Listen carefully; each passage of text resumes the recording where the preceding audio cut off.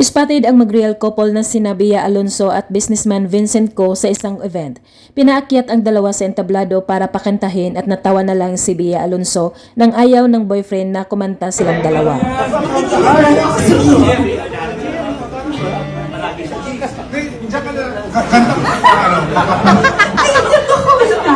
Kaya nagtawanan na rin ang mga tao na nanood sa kanila at inulit pa ito ni Vincent na wag nang lumapit sa kanya ang nobya at wag na rin kumanta dahil medyo mahiyain ito at hindi sanay na kumanta silang dalawa.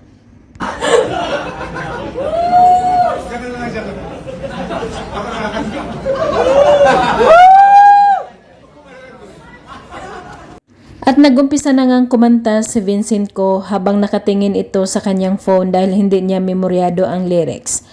Pero nandyan pa rin sa harapan niya si Bea Alonso na nakatingin sa kanya.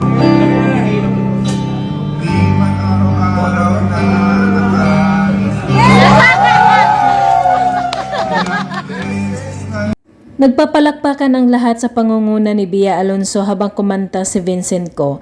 At sa kalaunan, sinabayan na rin ni Bea Alonso ang boyfriend na kumanta.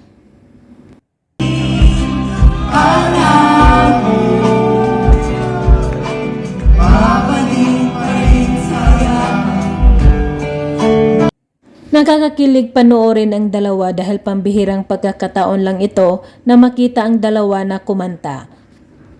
At talaga namang super bagay sila sa isa't isa.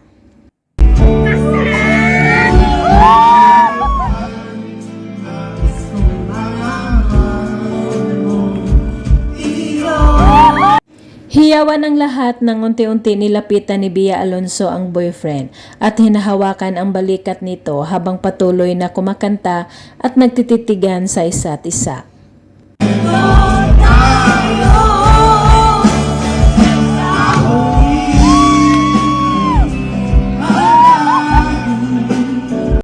Maraming masaya para kay Bea Alonso lalo na ang kanyang pamilya, kaibigan at mga fans dahil nakatagpo ulit ng mamahalin pagkatapos ng hiwalayan nila noon ni Dominic Roque.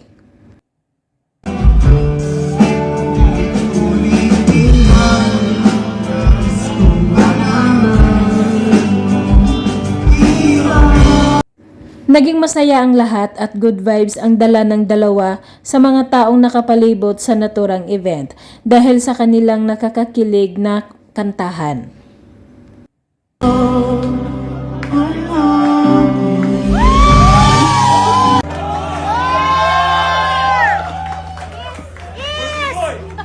Napaka-sweet na tagpo ng mag-real couple habang nakatayo ang dalawa. Nakayakap kay Bea Alonso ang boyfriend na si Vincent Co sa likuran niya habang pinapanood at pinakinggan ang mga tumutugtog sa stage.